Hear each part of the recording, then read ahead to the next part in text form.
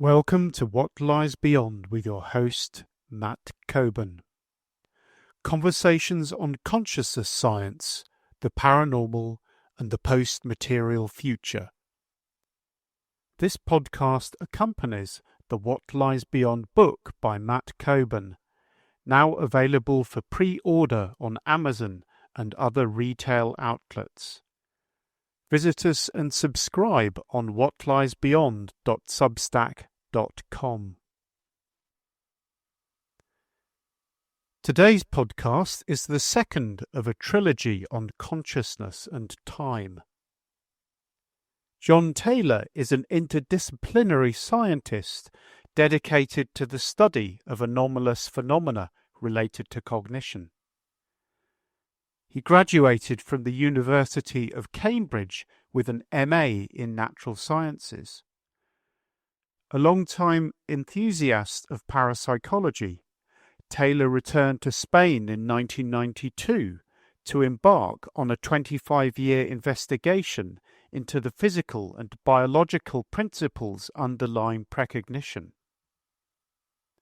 In August 2024, a revised edition of his book, Contact with the Future, The Astonishing Power of Intuition and Precognition, featuring a foreword by Stanley Krippner, was published on Amazon. Jon is also a professional member of the Parapsychological Association.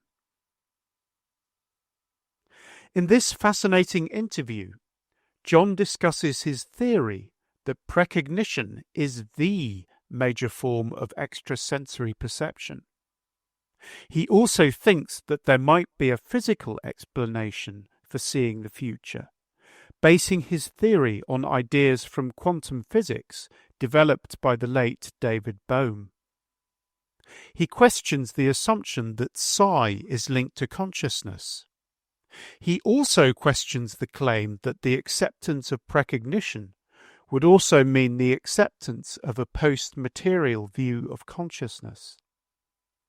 He believes that the priority is to develop a physical theory for parapsychological effects, because this might lead to a more general acceptance of the field in mainstream science.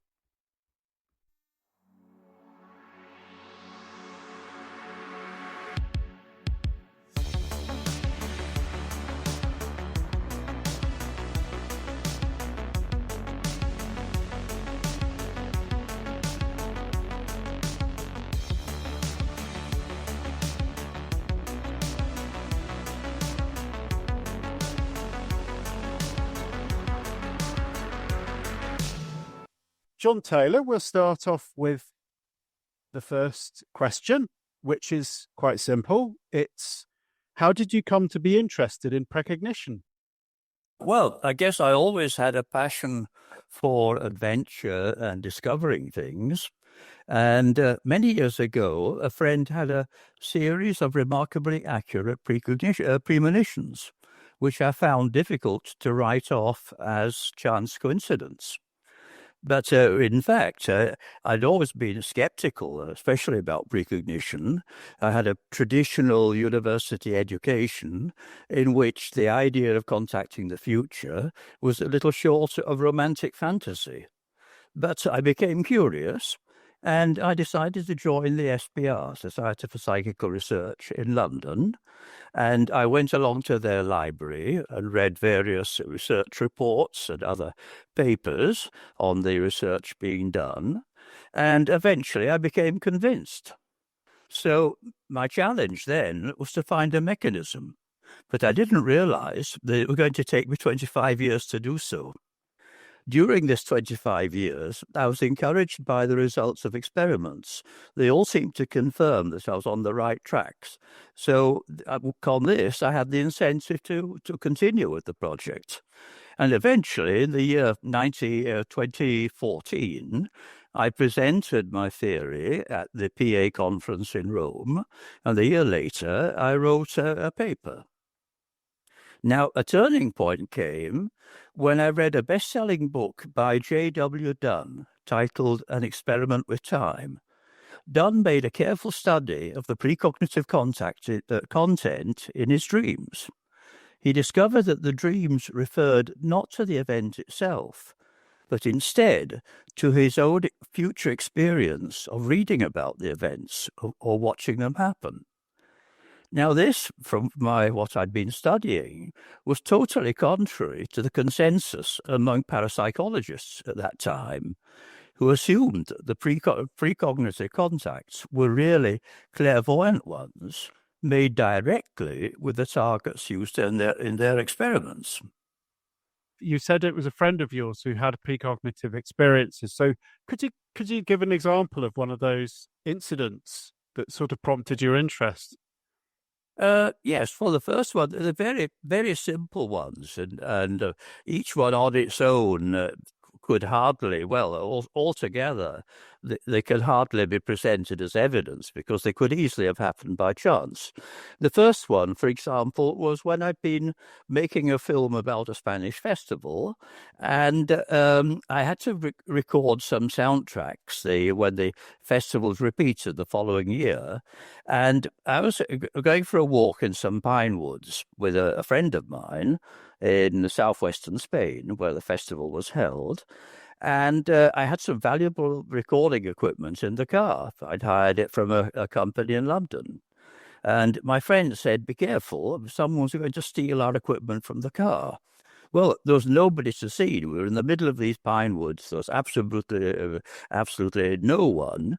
And so at first I decided to stay fairly close to the car just in case something happened. But an hour or so passed and we saw nobody. So we forgot about it. Later that evening, when the Brotherhood arrived for they were doing a cross-country trek to the place of this festival, I decided they invited us for supper, and then after that, I decided to go to the car and get the recording equipment. A window had been broken, and the equipment was gone. I spent a stressful night at the police station denouncing the event, and I didn't know to what extent it was covered by insurance. The following day, when I was able to contact the people who'd hired the equipment to me, I discovered that it was covered, but it had been a very sort of stressful, emotional experience. The point is that this on its own meant nothing, but when another two events occurred, and in between she had no false premonitions about things that didn't occur. She just had these precognitions about things which did occur, and they occurred a few hours later. And I began putting this together and examining it. And, well, this is what really raised my curiosity and led to me joining the SPR. So, yes, and you mentioned an interest in J.W. Dunne. Now, he wrote a book in the 1920s called An Experiment with Time, and he was looking at dreams and whether dreams could predict the future, wasn't he? He was, yes. And he made some very interesting discoveries in his dreams. Two of them, well, one of them especially, in which it's a very widely reported dream, in which he was standing on a volcano and he saw fissures of steam coming out of the rocks, and he realized that the mountain, it was a volcano, was at the point of exploding. So he tried to sort of get the authorities of the neighbouring islands to get together ships to get the people off the island. And so that was the dream. And then a few days later, he was with a regiment in Africa at the time. He received a batch of newspapers, and the headline of the Daily Telegraph referred to an explosion on an island. And the details coincided incredibly with the newspaper article. But he made a mistake in recording the dream. He referred to 40,000 people being killed in the accident. And later, when he copied out the article from the Telegraph, he realized that the number was 15,000. And this led to a dilemma because he obviously wasn't making some sort of astral journey to the island. He was simply connecting with his own experience when he read the newspaper headlines a few days later. And this was he had some other dreams which confirmed this idea. And I found this extremely interesting. It was very convincing, the way he described these dreams. And it really made me think, yes, the contact is with one's own brain in the future. And this is very logical because a clairvoyant contact with an inanimate event would be very difficult, impossible to produce. You've got the problem of collecting and coding information about the event. There's no known organ in the brain to receive the information. And I think this is probably it is a contribution to leading parapsychologists to assume explanations involving consciousness, because there's no way you can explain this according to a clairvoyant contact with the target. Mm. So there's a couple of things to pick up there. Yes, I think that was it was the 1902 Mount Pelée eruption on right. Martinique, wasn't it? Yeah. Exactly. Yeah, very, very, very nasty eruption. And I think that there are quite a few deaths. And I think that's one point to pick up, because a lot of precognition can, a bit like your friend's anecdotes, concerns sort of mishaps or disasters. The second thing is, yes, clairvoyance that's basically the idea that the mind makes direct contact with a target. So it's a much more general than what I think you're suggesting, which is that and what Dunne seemed to suggest, which is that instead of contact with the general future, we contact with our own future, and which you think is more plausibly connected through a future brain state. Is that right? Well, yes, because as I say, it's impossible. I can't see any way in which one could collect and encode information, either generally or about a target specifically. But if the person is able to observe the target in the future, he's automatically received the information, and he possesses the information in his brain in a suitably encoded form. So all he needs for precognition is to transfer this information from his brain in the future to his brain in the present. I can see how that would be much, much easier. And I must admit that I've always struggled to understand how clairvoyance might work. But what you're saying is clairvoyance isn't there at all. Okay, so what about telepathy, sort of mind-to-mind communication? Well, later on, I'll come to a suggestion for the mechanism, but for the moment, sufficient to say that telepathy would be difficult because different brains are involved. And I think most cases of telepathy are explained as precognition of the percipient's own future knowledge of the event. In every day-to-day telepathy, for example, someone has to tell the percipient that there was an ostensible telepathic contact. Otherwise, they wouldn't know there'd been an extrasensory contact in the first place. So whereas telepathy is possible, and I think there are cases of this, but rare, but I think it's very difficult to expect to detect telepathy in the laboratory. Yes. I mean, I think one experiment that comes to mind is one that I think Guy Lyon Playfair was involved in, where they had one twin that was in one room and another twin that was in another room, and they hooked up a twin, one of the twins, to a polygraph, a lie detector. Yes. And the other one had to put their hand in an icy water. And allegedly there was a reaction. There was a reaction there.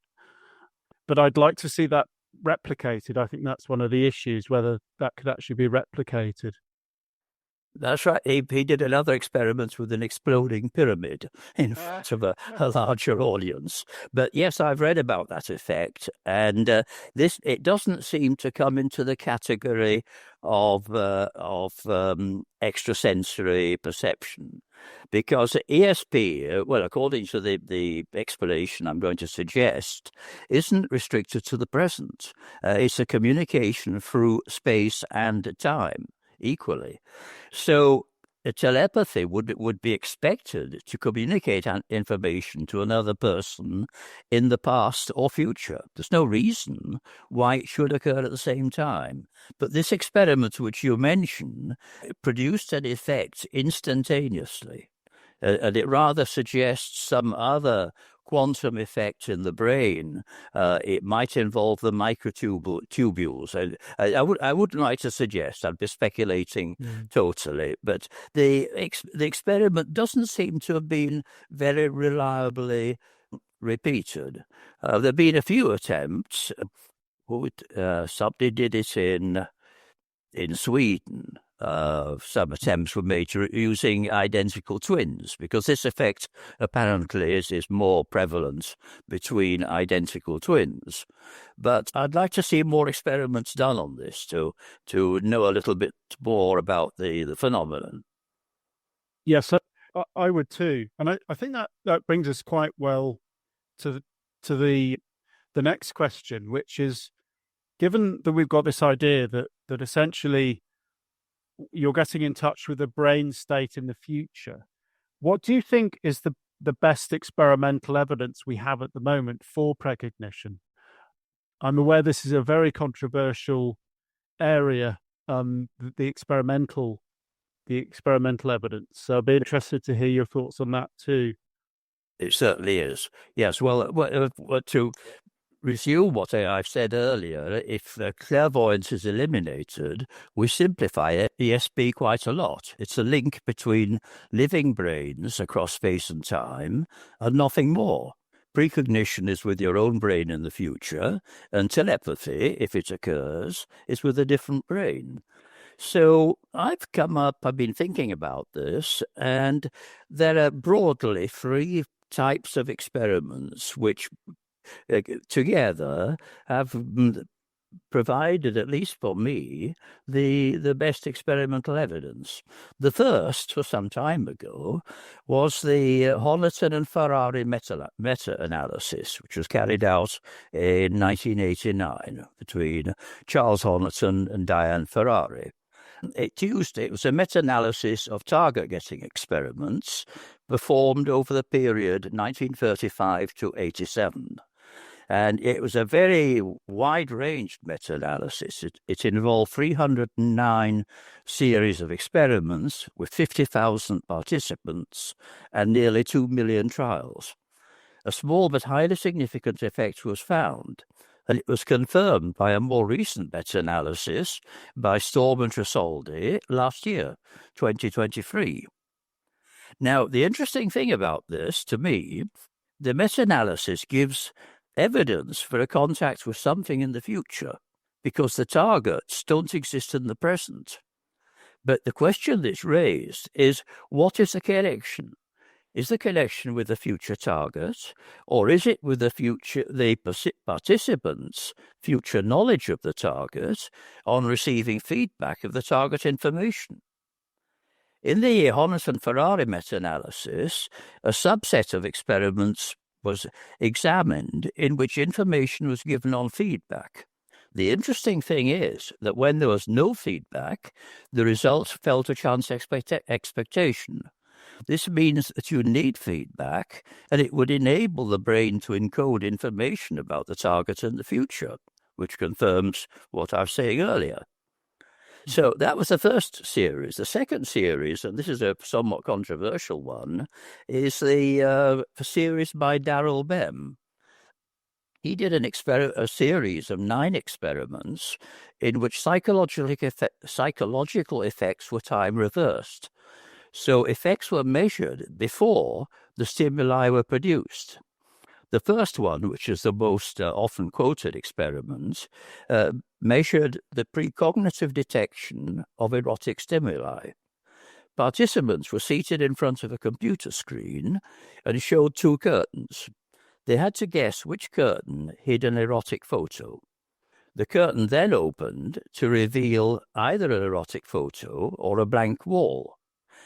Now, the position of the erotic photo was decided randomly by the system after the participant made his selection. So there was no chance of this being being related to anything that exists in the present. Now, but Bohm found that participants correctly guessed 53% of the time, when 50% would be expected by chance. This is quite fairly highly significant. However, problems of replication were found. One major attempt to replicate was in the Transparent Psi project, in which 10 laboratories participated. But the results were found to be at chance level. I think there might have been in this experiment, there might have been two problems. One, the attitude of the participants.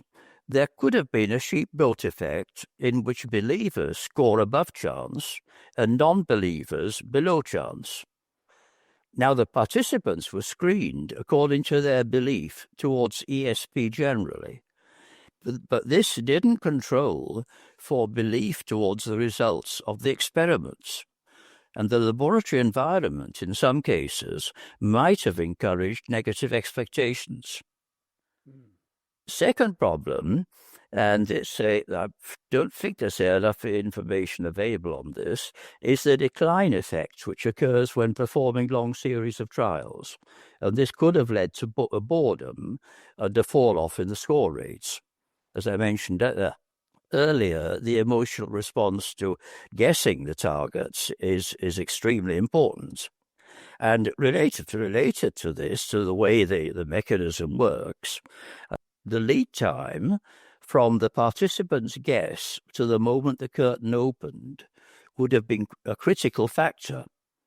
The Onnes-Ferrari meta-analysis showed results were highly significant for lead times of a few hundred milliseconds with a rapid fall-off. So supposing the time lag from when the participant makes his or her guess and the moment when the curtain opens, if that is 1 second, it might produce significant results. But if it's 2 seconds, because the fall-off is so rapid, it's possible that the significance of the results would be much less.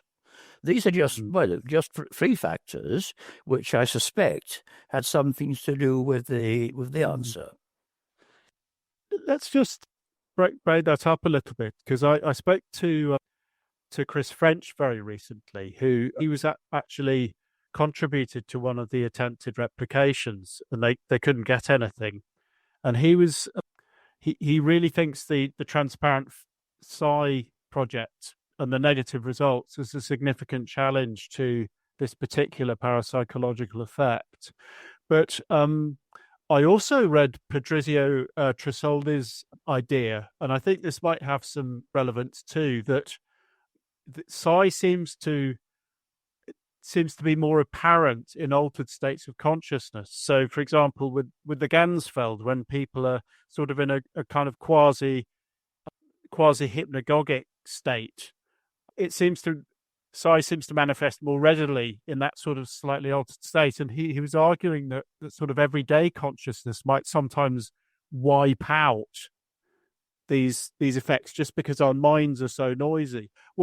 So what do you think? What do you think of those points? Well, yes. In fact, he performed a meta-analysis with Deborah Katz last year, and in it he compared half a century's results in forced choice target guessing experiments and the free response experiments using the Ganzfeld and free response experiment using remote viewing, and he found that the results were far superior for the free response experiments. And he suggested, as you say, that the altered state of consciousness could have been an important factor. And the remote viewing experiments were the most successful of all, but they have a rather different technique, and it would be more complicated to analyze exactly what it is about the technique which makes the results more successful. But the remote viewing was almost double the effectivity of the fixed the forced choice experiments. It's very interesting.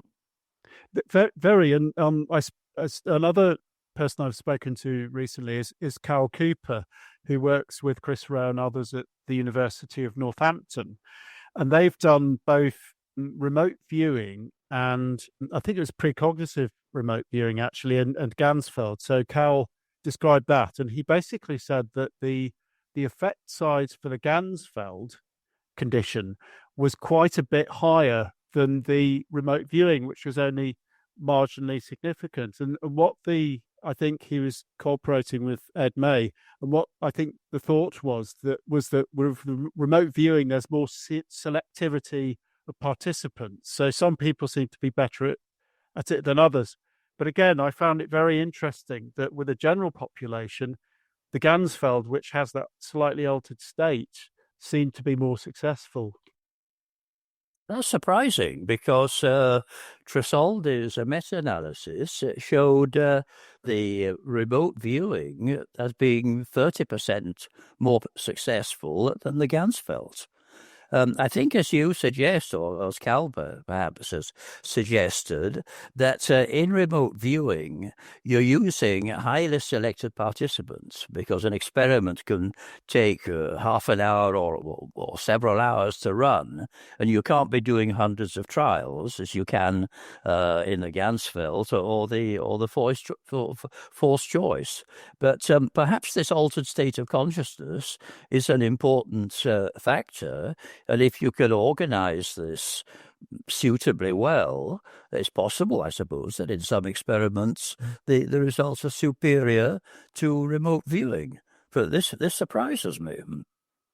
Yeah, that is interesting. I mean, because Patrizia Tresoldi and team have actually done several meta-analyses, haven't they, recently, and found fairly persistent sort of parapsychological effects. But I mean, my interest is partly because back in 2022, I participated in a dream telepathy, dream precognition experiment with I think it was University of Canterbury. I was able to get 2 hits. So what we had to do is do a dream diary, and then the target would be selected afterwards, and we'd have to choose between one of the 4. And the second one was the most standout, really. I dreamt about a bear whispering into the ear of another bear, and then I thought, you have the usual skepticism when you actually do these things, and then the next day only one of the targets had a polar bear with a baby bear on top, sort of, and it was almost as if it was whispering into the other bear's ear. I mean, it was a little bit far for that, but I could see if I was getting some kind of information from the future, then it was kind of scrambled, but it was still recognizably that. So obviously you can't prove it, but I found that quite remarkable that there's that.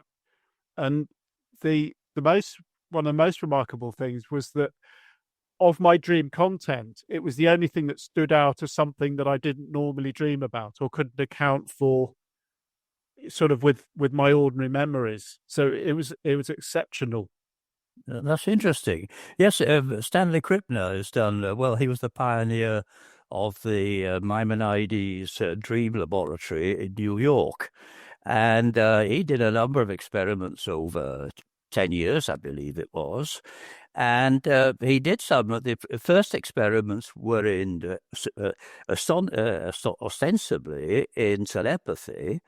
But then he did some experiments with Malcolm Besant, an English psychic, and these experiments were in precognitive dreaming, and he found better results in the precognitive tasks. So it's that unfortunately very few experiments have been done which satisfy the requirements. Dean Radin wrote an interesting paper a couple of years ago specifying the criteria for a successful dream precognition experiments.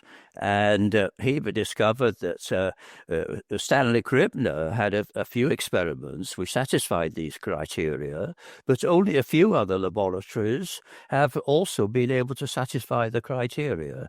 So I think we need more experiments to be done in the future. It's one of the few areas where I think a lot more research could be done. Yeah. So I agree 100%. And I think in terms of the sort of replication issues, I mean, I was looking through some of the sort of responses and the counter papers to Bear.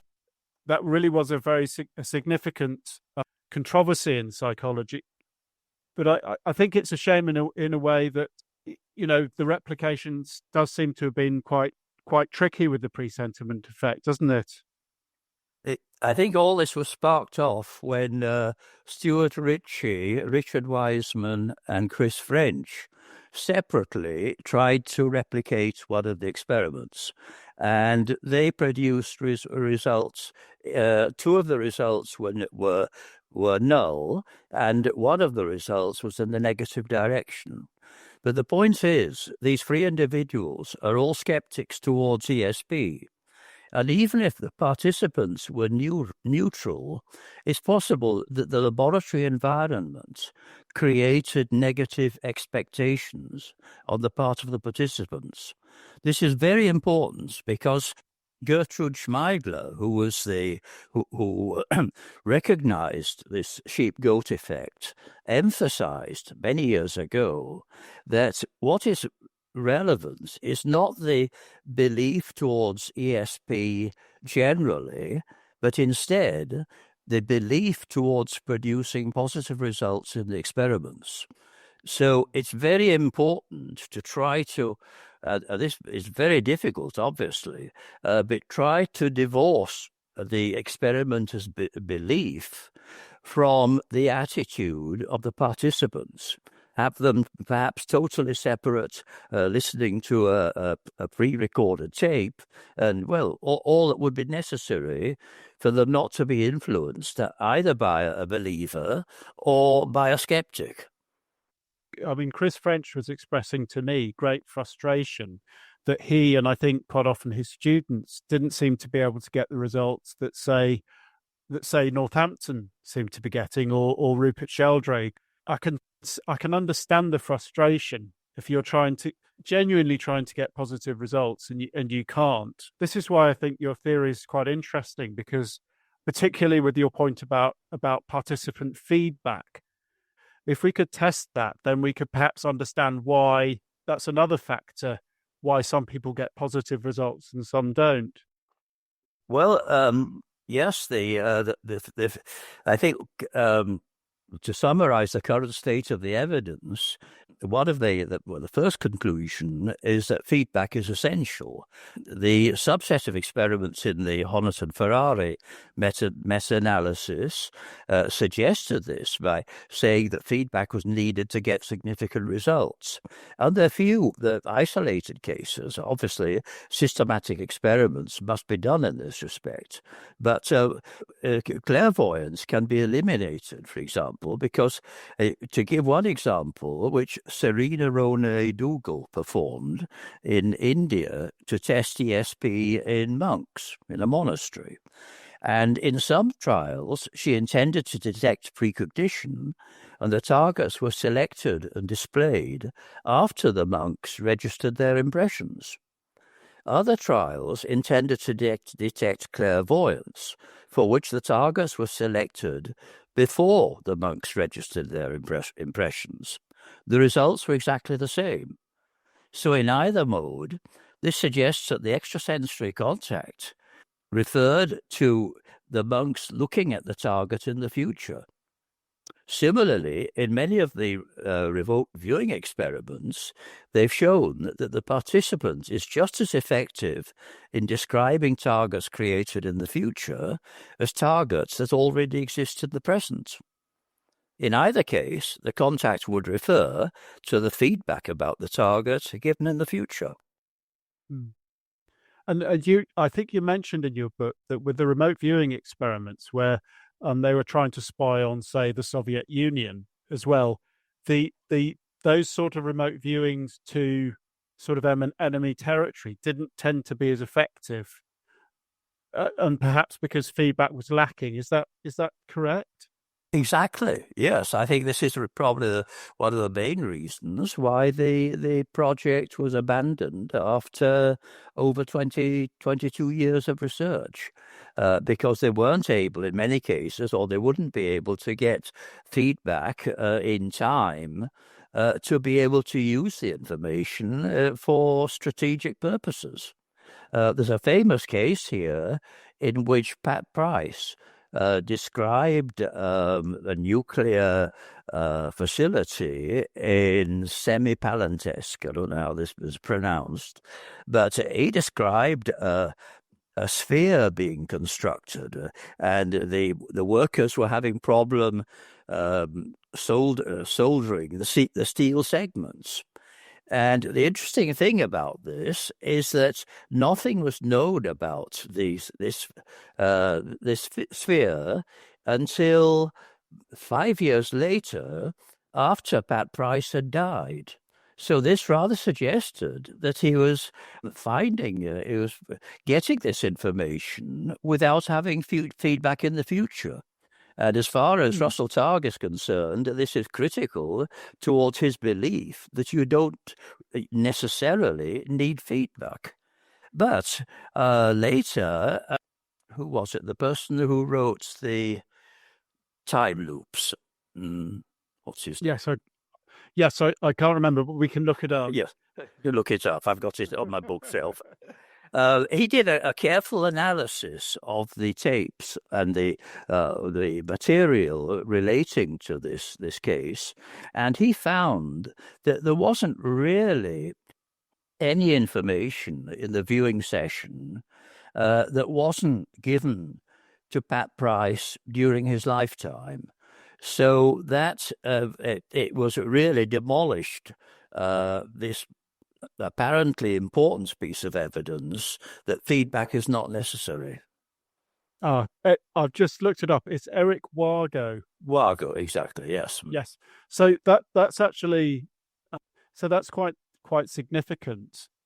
And I think one of the problems is that for me, perhaps it would be quite difficult to completely eliminate the possibility that, if you hadn't got the information at some point in your future. But that's an interesting sort of example of how, yeah. That's right. Ed May emphasized this point some time ago when I was talking to him about this. And he said to me that there's always a possibility that at some time in the future, the participants are going to get feedback. So you can never be quite sure that feedback is eliminated. What you can do is withhold feedback for a period of, say, more than a month. The reason being that one of the factors in ESP scoring is this need for the lead time to be short. And again, I'm going back to this Honiton and Ferrari meta-analysis, which had some very interesting subsets. And in one of the subsets, they found that the scoring was highly significant for lead times of a few hundred milliseconds, and they felt a non-significance with lead times of more than a month. So that suggests that if you withdraw feedback for more than a month, any positive results are really due to precognition and not for another reason. That's so interesting. The feedback time. I seem to remember reading in Dana Zohar's book Through the Time Barrier about the precognitive dreams. So the frequency of precognitive dreams tends to fall off. So I think a day or two is quite frequently for reported, but they tend to fall off. So there are far fewer after 6 months or a year. I mean, there are occasional reports, precognition reports of events decades in the future, aren't they? But they're very, very rare. Yes. Yeah. Well, Nancy Sandow did an experiment over a period of 5 years. It was quite a remarkable effort in which she recorded her dreams every night. And she found that half the precognitive dreams referred to experiences the following day. And I calculated that another, I think, 25% occurred 2 days later, and there was a gradual and steady fall off until there were no reported dreams after more than about a month. Very interesting to do. I mean, I've had the odd, apart from the experiment, I've had one or two dreams quite strongly suggestive of precognition. I seem to remember Bernard Carr, Professor Bernard Carr, who's a physicist and member of the SBR. He's written dream diaries for years, and similarly had a couple of points. So let's move on slightly. So you've got a background in natural sciences, and that's physics. So what does this suggest to you about the physics of ESP?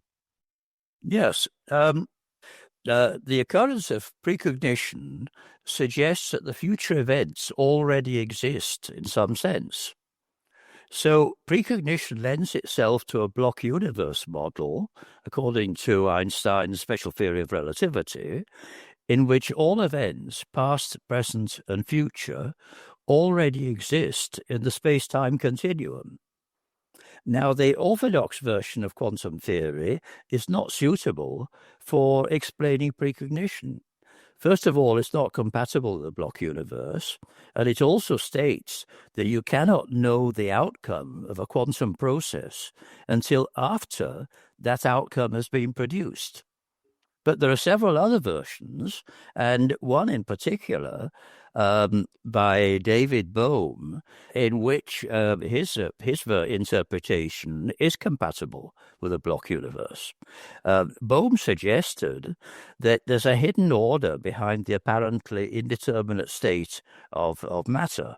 Particles are always particles, even when they're not being observed. He suggested that the particle is accompanied by a quantum potential, a non-local field consisting of what Bohm referred to as pilot waves. He suggested that the pilot wave contains information on the surroundings, and it guides the particle rather like a ship on autopilot. So this led to his concept of the implicate order, a kind of spaceless, timeless order based on the zero-point energy field. Everything is connected in the implicate order, including matter and consciousness, to give a single, unbroken whole. The implicate order unfolds to give successive instances of the universe as we know it, the explicate order, and these instances are immediately re-unfolded. So continuity of existence is given by the rapid recurrence of similar forms. It's rather like the frames of a film projected on a screen in the cinema. The individual frames give rise to a continuous image with a smooth transition from one to the next. Now, the implicate order is a field containing an infinite number of pilot waves which converge and diverge to form particles. There's nothing new about this. Aristotle referred to the field as the plenum, and Eastern philosophies refer to it as chai or prana. Now, the relevance to ESP is that if similar instructions are unfolded at different places and different times, the structures resonate in the implicate order and unfold in the form in which they're more similar to one another. This represents a transfer of information. So how do we get a transfer between structures and especially brains. We can apply the process to brains, in which neural networks are connected to form neuronal spatiotemporal patterns of activation. When similar patterns resonate in the implicate order, they also unfold in a form in which they are more similar. I don't want to go into too much detail here, but perhaps it's sufficient to understand that perceptual information and memories are both represented by the activation of the corresponding neural pattern. When we experience an event, the brain activates the pattern continuously, and this gives rise to conscious experience of the event. When we retrieve a memory, the pattern is activated to a much lower degree, and it has to reach a given threshold in order for awareness to be produced. So precognition occurs when we happen to activate a pattern in the present that is similar to the pattern activated when we experience the event in the future. The patterns resonate, and the synaptic connections forming the present pattern are very slightly strengthened. This can lead to a sustained activation of the pattern, and if the degree of activation reaches the threshold for consciousness, the percipient may find herself thinking about what is to be the future event. Shall I give a simple example of precognition to illustrate this? It's a little bit complicated, and perhaps a real-life example would make it easier. Let's consider how Carol precognizes an earthquake that's going to occur tomorrow. First of all, remember that the precognition refers to her experience of the event when she watches it on television tomorrow night, for example. During the experience of the event, she activates a corresponding neural pattern, and the continuing activation of the pattern leads to her awareness of the event in consciousness. Now today, she spontaneously activates a similar pattern. She might, for example, knock the leg of the dining table and see the cutlery shaking. And in her brain, she associates this idea of the cutlery shaking with the idea of an earthquake. So, however the spontaneous activation is produced in the present, the networks corresponding to the earthquake are activated a few times, but it's not sufficient to produce awareness. But if the present and future patterns are similar, you get a resonance across space and time, and the synaptic connections forming the present pattern are strengthened. The additional impulses increase the degree of activation, and if it reaches a threshold for awareness, Carol may simply find herself thinking about an earthquake. So if this happens in the daytime, she might have a hunch that there's going to be an earthquake. Or it might happen at night, and the precognition about the earthquake might find its way into one of her dreams. Now, the point I want to make here is that there is no transmission of information from the future to the present. The influence from the future is non-local. It indicates that the event you're thinking about in the present, is one that might occur. And this overcomes the problem of backwards causation. I mean, there's a number of things to pick up there, but I think trying to keep it as straightforward as possible. Why isn't it information transfer? Why isn't it?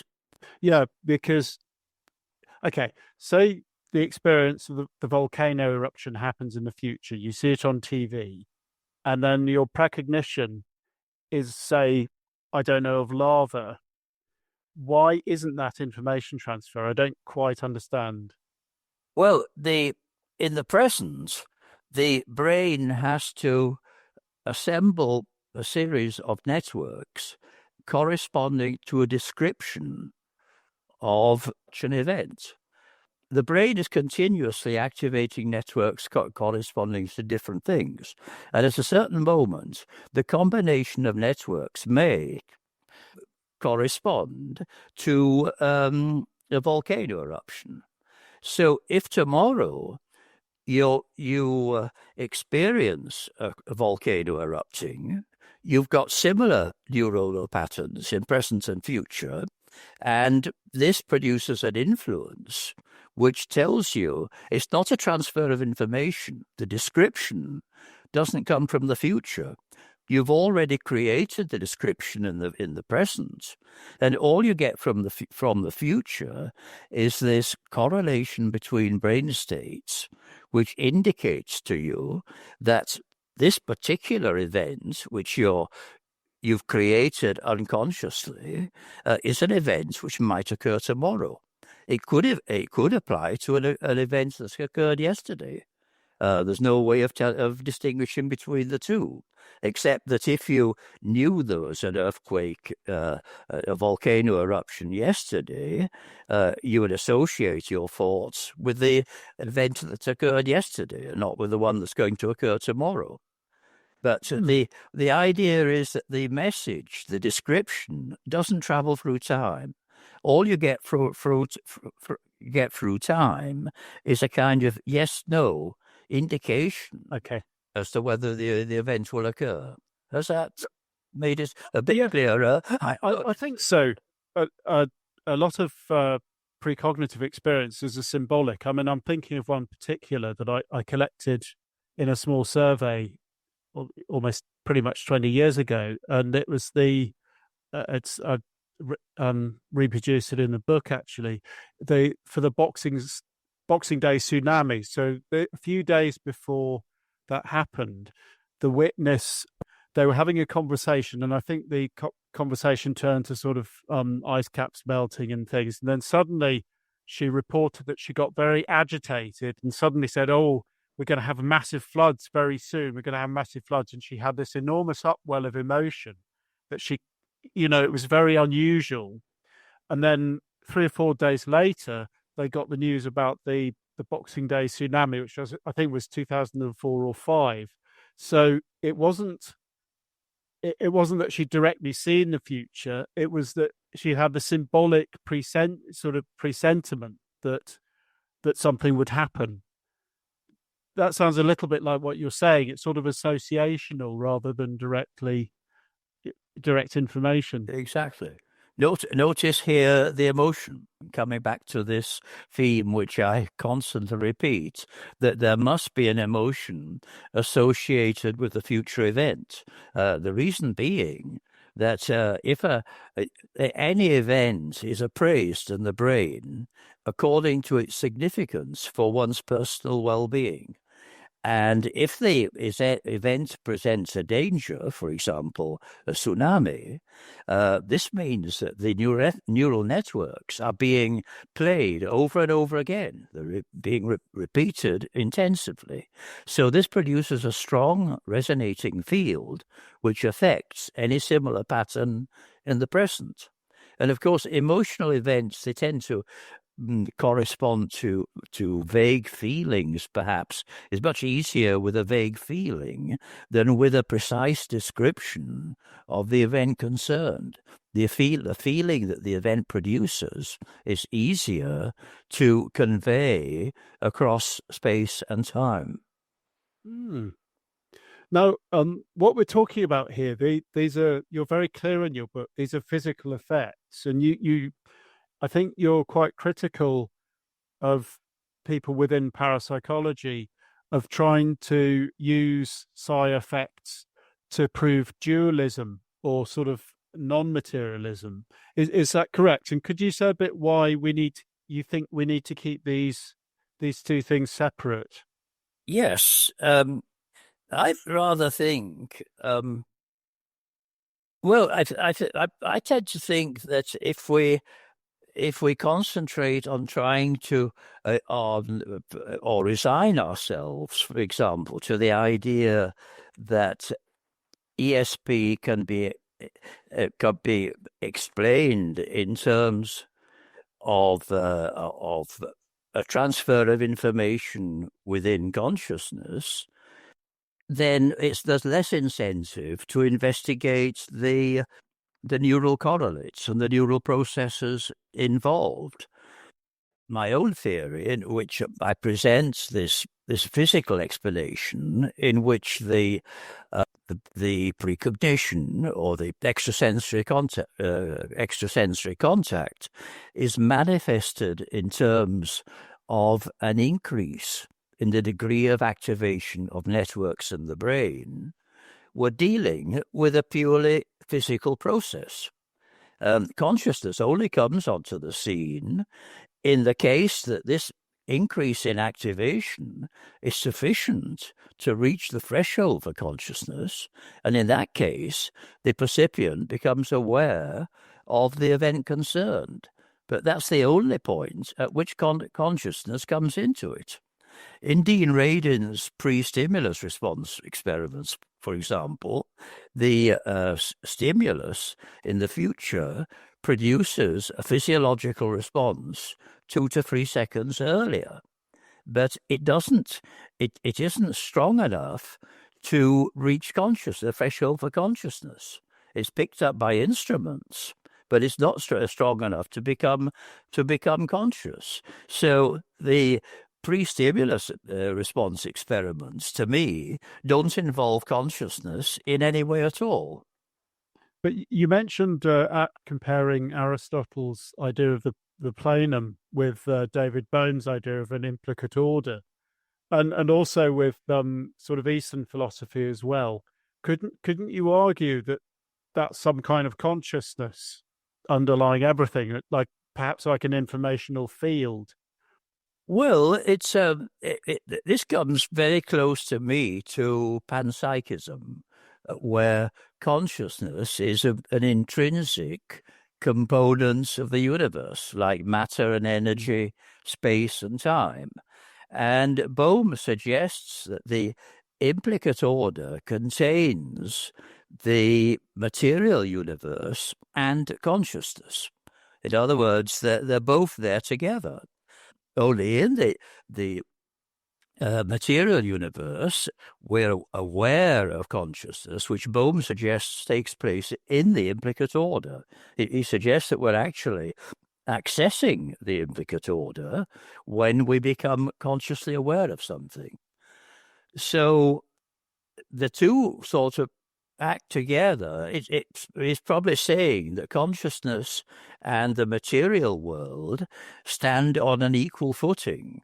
But in certain circumstances, the consciousness becomes accessible, let's say, when we're able to reach into the implicate order. I'm not very clear on this myself, but and I'm expressing it probably even worse. I've tried to go into this in more clearer detail in my book. People just have to read the book to get more out of this. Well, I mean, these aren't easy issues, but I think one of the points you were raising, and actually, I seem to remember it's sort of a LinkedIn comment you were making, that you're sort of trying to say that one of the reasons for resistance to parapsychology and psi research is because it's presented as evidence for, say, dualism, whereas if we reframed it, psi effects, as something that could potentially be explained with the sorts of physics you're talking about and with neuroscience, then it might be easier to reach some kind of a rapprochement with mainstream neuroscience. Exactly. Yes, well, in fact, when Bohm proposed his theory in 1952, his former director of studies, Robert Oppenheimer, of the atom bomb fame, stated, if we cannot disprove Bohm, then we must all agree to ignore him. And ignored he was for many years. But today, experiments are being performed to prove the existence of the quantum potential. Ephraim Steinberg at the University of Toronto published the results of an experiment a few years ago, and a group at University College London are also working on the subject. And so far, they've produced successful results. So the physical theory has a very strong backing at the present time. It will hopefully become confirmed over the coming few years. But on the neuroscience side, we obviously need a much greater collaboration between neuroscientists and parapsychologists. And I think this is more reasonable to expect if we're able to put aside ideas that ESP requires consciousness. David Akunzo, who's just started, I think he's taken over directorship of the Division of Perceptual Studies. He's very interested. He wrote a paper in the JSC last year. I remember that. Yes, he is one of very few people who are engaged in this. There's a gentleman in Barcelona, Alex Escala Gascon, who is a neuroscientist who also is very interested in this. And Ed May tells me he's working with neuroscientists on his own work, and some friends of his are producing, I think, 3 documentaries which are going to be available over the next year or so. So I think we can look forward to some interesting conclusions over the not too distant future.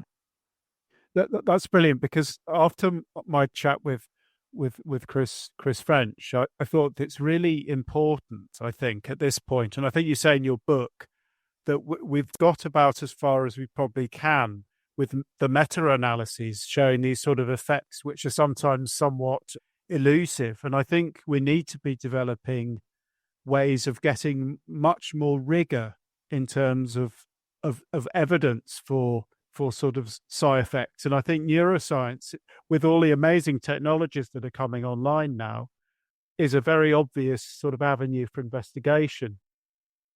It certainly is.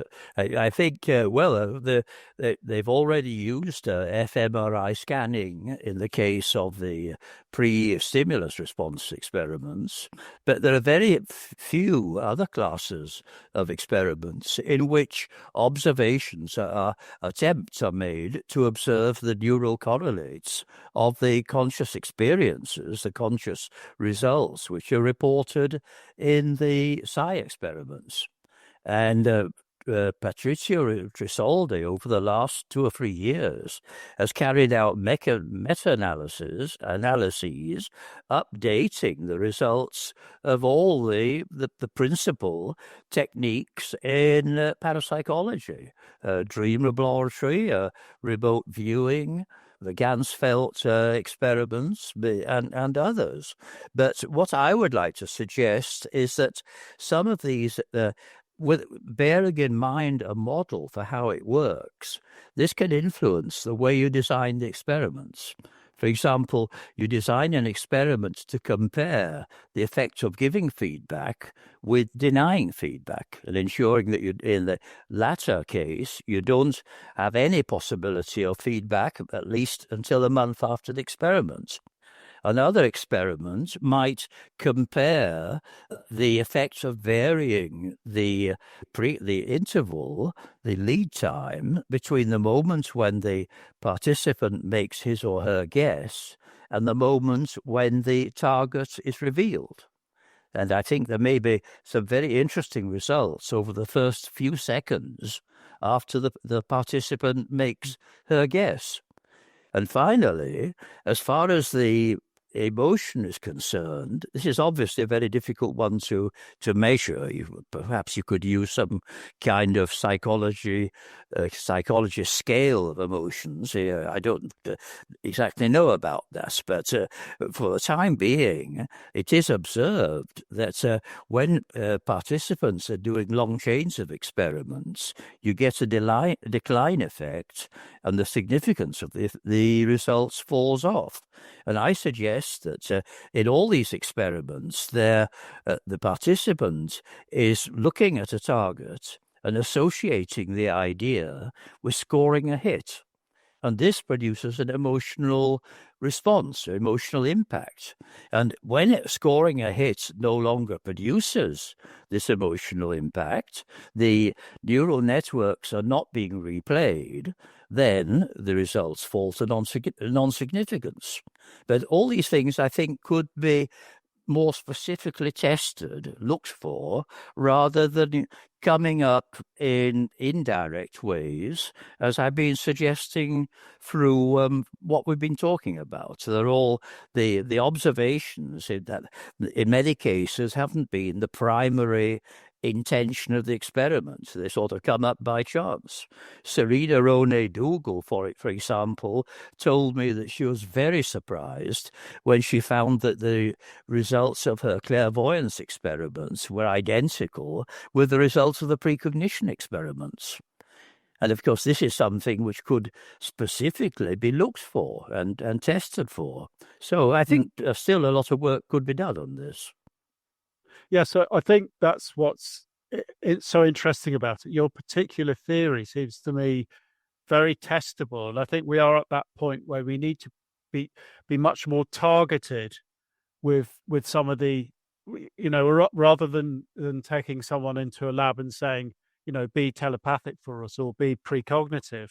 If we can get a lot more precise on the processes that are sort of driving this, then I think that could actually very significantly advance the field. How do you think we could overcome these replication issues? Because I think that is a crucial one. This is one of the first things to be answered, yes, to clarify where we're going, clarify a lot of things. Well, I think fairly simple. First, ensure that feedback is always given to participants. In a simple experiment, it's given as soon as possible to minimize the lead time. Use carefully selected participants. I think this is very important. In the remote viewing studies, Ed May told me that he thinks that only one person in 100 is sufficiently talented to produce good results in remote viewing. And there was an article in American Psychologist by Edsel Cardenio, in which it was a review of parapsychology, and he was suggesting that in many of these experiments, the positive results are really the average of produced by a minority of gifted participants and the weak to null effects produced by the rest. So if we can carefully select participants, looking for talented and gifted participants, we can expect much more positive results. And I think another, adding to these sort of mechanical requirements, an important requirement is the attitude of these participants to the result. In other words, create a positive environment, avoid them being biased in any way by experimenters or other workers in the laboratory. Use, for example, pre-recorded tapes giving instructions, so that you could use the same tape on a group of skeptics as you use on a group of proponents. And well, for these various steps, I think you can reduce the artifacts that seem to be creeping into many of the experiments. Because I think one of the interesting thing was with the presentiment. I was looking at those. We mentioned the transparent size studies, but I think there was another quite big one where they got null results that was reported in the American Psychological. It was a German group, I think, or Swiss maybe, but they did the same mass experiment. So they had a large number of participants, but it was all online experimentation. And I think, again, maybe Patrizio Tresoldi would say something very similar, that these mass experiments historically haven't actually worked that well, and that the ones that seem to have worked that well have been either or more selected participants and, like I said, the altered states. Because I do think this is something that I think is quite significant when I think about, you think of various traditions who talk about the conditions where these sorts of experiences happen. So meditators, the idea is that the more experience you get at quietening your mind, the more likely you are to experience the siddhis. Whereas with 20th, 21st century people, sort of general student populations, we're on our phones all the time. Our minds are incredibly busy. We're always running around. And I do think that may account for a large portion of the negative results, actually, that any sort of subtle influences might just simply be washed out. Exactly. Oh, I would agree with that fully. And when you're doing experiments online, it's much more difficult to control some of the conditions. You don't know whether the participant has a headache at that moment or whatever conditions might influence his performance. So I think it's important for these experiments to be done in person in the laboratory.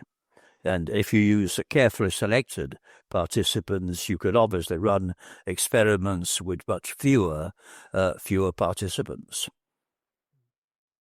There's a good question, which is, what do you think, given that there's still a lot of skepticism about this, what do you think it would take for your theory to be accepted by mainstream science?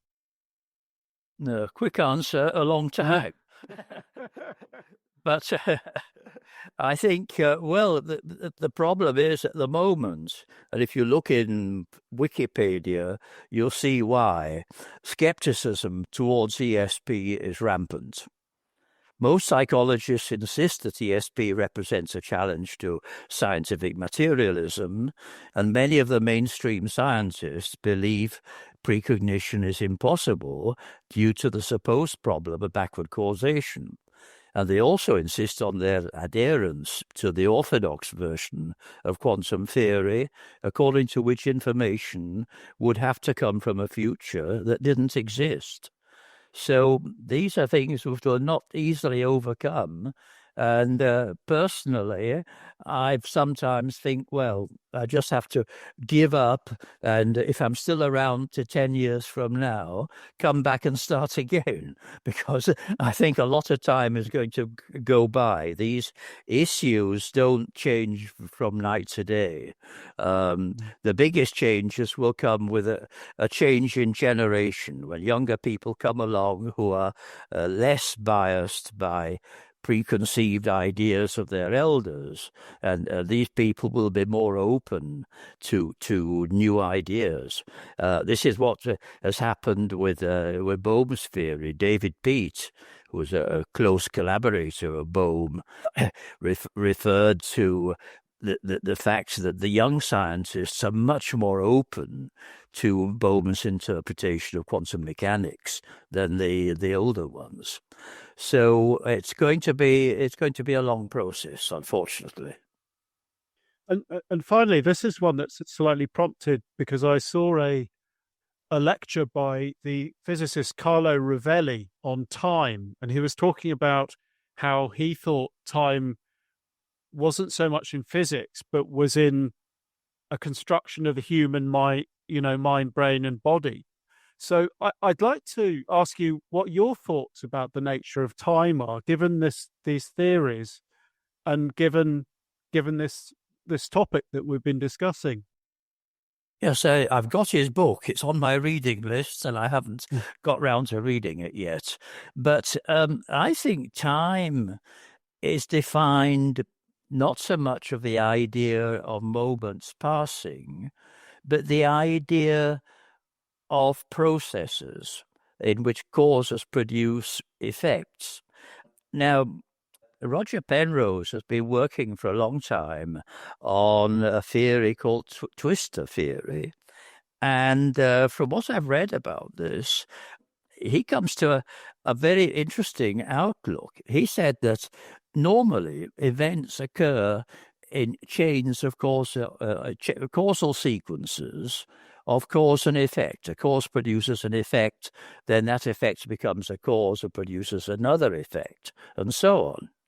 And Penrose instead divides the universe into processes in which a process is a cause producing an effect. And so you don't have time between processes. The time is included in the process. So you have a mass of causes producing effects distributed in space.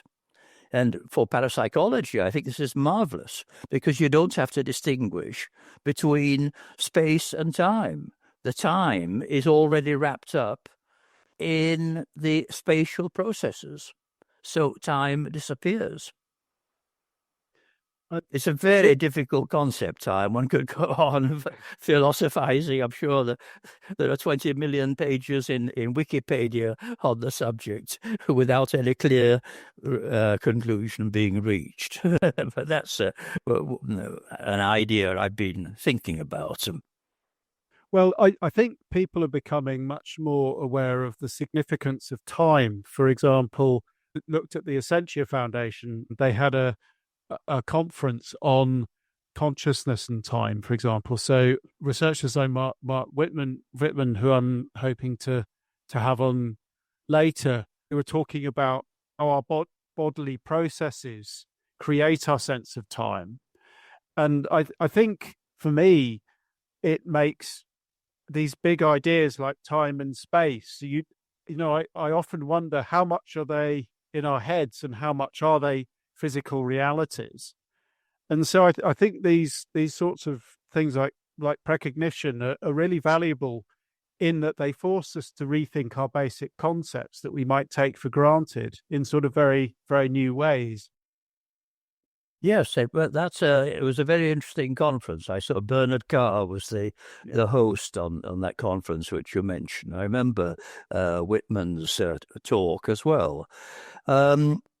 I think, yes, it helps. Well, looking at the block universe, which is very much related to this idea of precognition and extracting, again, going back to processes, extracting processes from the past and extracting processes from the future, simply as being processes in different places.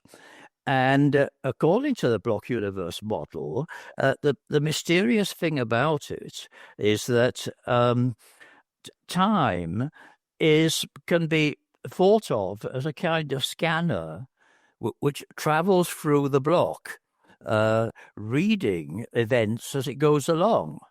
And Einstein said he talked about the idea that time was elusive, and it was impossible to say that something's in the past or future, because something which is in the future for one observer can be in the past for another observer who is traveling somewhere towards the speed of light. So the whole concept is extremely difficult, and I wouldn't like to even guess at what the real answer to this may be. Yes, I mean, this is so fascinating. We could, as you say, sort of talk about this for a very long time without reaching a firm resolution. But yes, we're coming to the end. So do you have any final thoughts, any wishes on what direction you'd like this research to take? Any wish list sort of items? Well, really, as I've commented earlier, I think more experimental work should be done to investigate my proposals in the theory. In principle, I think experimental work has gone about as far as it can go, with the possible exception of work in dream laboratories. And this, of course, is very difficult because it takes a whole night to perform one trial. So they're very expensive experiments to set up. But it would be useful to see a little more work done in the dream laboratory. But basically, I think some of these quite simple experiments, which simply make simple comparisons, looking specifically for these predictions of the theory, that future events which occur after a short period of time will be easier to detect. Future events evoking a stronger emotional response are easier to detect. And of course, the necessity of absolute necessity of feedback, which tells us that the contact is with the participants in the future. And for me, if those experiments could be done, this would take us a long way towards accepting what's happening in ESP. And I said earlier, the physics side is already well on the way. And I saw a marvelous documentary on the life of David Bohm, Infinite Potential. And a lot of work is being done at the moment. And Bohm seems to be, you could almost say, coming back into fashion. So I think in the next few years, we'll be hearing a lot more about Bohm. And of course, if his idea of the implicate order and the quantum potential is proved, then this would be very, very strong evidence for the theory I'm proposing. Well, I think that sounds very exciting, and I think hoping that this sort of development could lead to a real revival in experimental parapsychology, and let's get those effects more robust. I think that's the next step. You know, I, thank you very much, John. That's been a really fascinating talk, and I'll certainly put your book up on the website. Is there anything you're working at the moment that you'd like people to know about? No, I'm trying to go into semi-retirement, but I'm still involved in trying to do a bit of public relations now, to do talks and really publicize the book. I was lucky to be invited on Coast to Coast a few weeks ago, and that got I noticed I got 2,000 visits to my website as a result of that. So it's coming along, but the promotion, as I was told a long time ago, can be more difficult than writing the book itself. So I've still got a lot of work ahead. Yes, I'd say that's true from personal experience. But I'm really glad that your work's getting some of that publicity. We'll put the website up, and we'll also put a link to your book, and I can highly recommend it. It's a really interesting read, and I think anyone who's interested in dream or any kind of precognition should, and ESP more generally, should read it. Well, thank you very much, Matt, and thank you for having me on your show. Thank you.